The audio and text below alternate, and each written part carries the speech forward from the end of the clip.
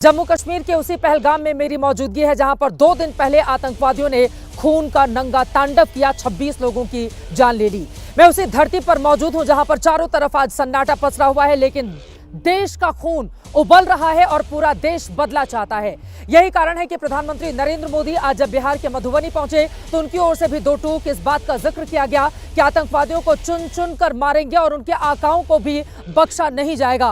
प्रधानमंत्री ने पहले अपनी बातें हिंदी में कही और उसके बाद दुनिया को संदेश देने के लिए पीएम मोदी ने अंग्रेजी में अपनी बात कही, ये कहते हुए कि शांति के पक्षधर हर देश का हमको समर्थन मिल रहा है और आतंक के खिलाफ ये जीरो टॉलरेंस की नीति हिंदुस्तान की लगातार जारी रहेगी। लेकिन उसके पहले कि मैं आपको बताऊं आज पूरे दिन क्या हुआ और भारत सरकार की ओर से जो कड़े और बड़े फैसले लिए गए हैं, पाकिस्तान में बैठे हुए आतंक के आका और उनके जितने भी रहनुमा हैं, सभी के पैरों तले जमीन इस वक्त खिसकी हुई है। हालांकि पाकिस्तान की ओर से भी बदले में कुछ निर्णय जरूर लिए जा रहे हैं, लेकिन आपको बताते चले कि घबराहट का माहौल पाकिस्तान के भीतर यह है कि वहां के सेंसेक्स में जबरदस्त गिरावट दर्ज की गई है। 2200 अंकों की गिरावट के साथ वो बंद हुआ है और इसी के जरिए आप समझ सकते हैं कि मौजूदा वक्त में पाकिस्तान के हालात क्या हैं। घर में घुसकर मारने की क्या है हिंदुस्तान की तैयारी, इस समय किस तरह से ब्रीफ किया जा रहा है दुनिया भर के तमाम राजनयिकों को, उसके बारे में भी विस्तार से देंगे जानकारी। और भारत सरकार अब आगे क्या करने जा रही है, इसी बात को लेकर भारत और पाकिस्तान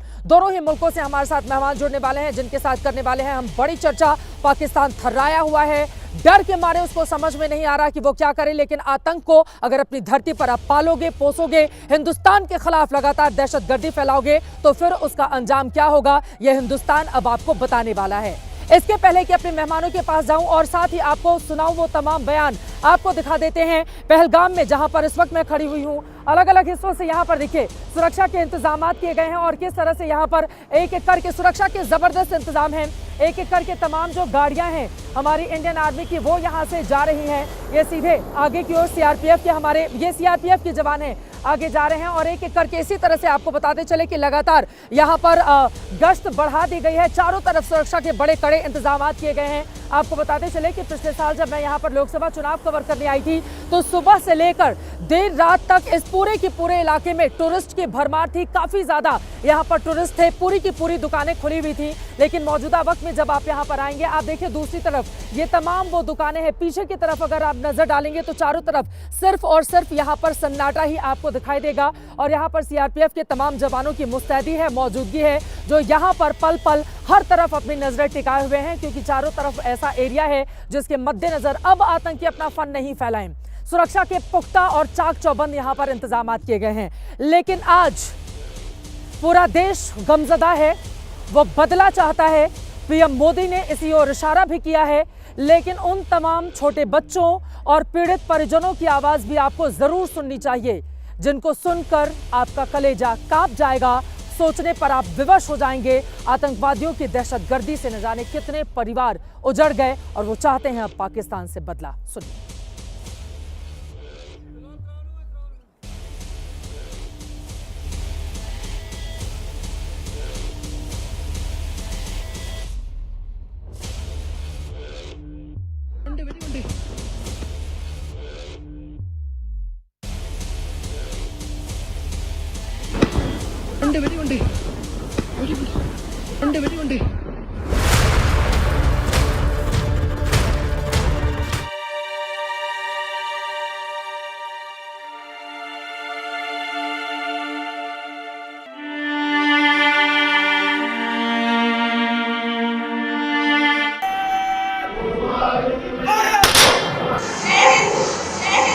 देश व्यथित है,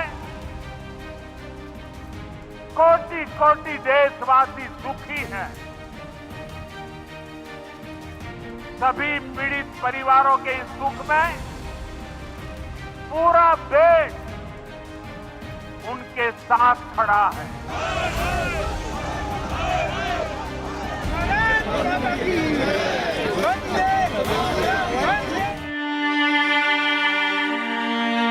यार हिंदू है मुसलमान, मैंने कहा हिंदू मार दे पहली गन उसी पे चलाई।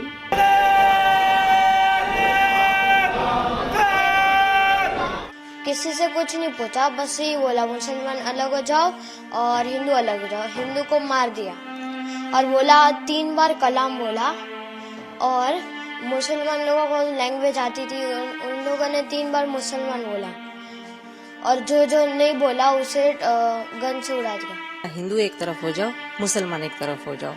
फिर उसने बोला कलाम, तो जो मुसलमान थे उसने बोला कि मुस्लिम, फिर उसने बोला कलाम, फिर मुस्लिम, फिर कलाम, फिर मुस्लिम। जो उनका होगा कुछ, हमें तो वो पता नहीं था।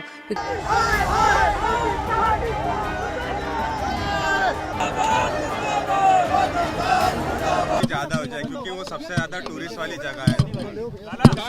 सब किसी से पूछ रहे थे कि मुस्लिम मुस्लिम, अगर आप मुस्लिम नहीं हो गोली मार रहे सीधे। मेरे सामने उन्हें 6 लोगों को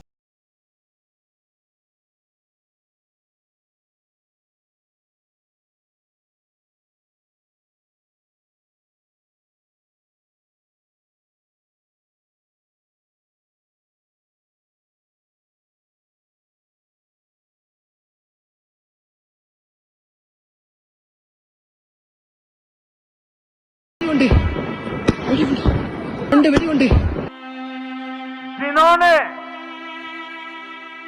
ये हमला किया है, उन आतंकियों को और इस हमले की साजिश रचने वालों को उनकी कल्पना से भी बड़ी सजा मिलेगी।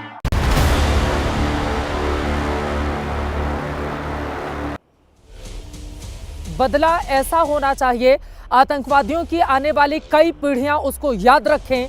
बदला ऐसा होना चाहिए जो पाकिस्तान को भीतर तक हिला दे। बदला ऐसा होना चाहिए जो दुनिया को बड़ा मैसेज दे कि आतंकवाद के खिलाफ हिंदुस्तान इतनी सी भी बात कतई बर्दाश्त नहीं करेगा और उसके नागरिकों की जान सबसे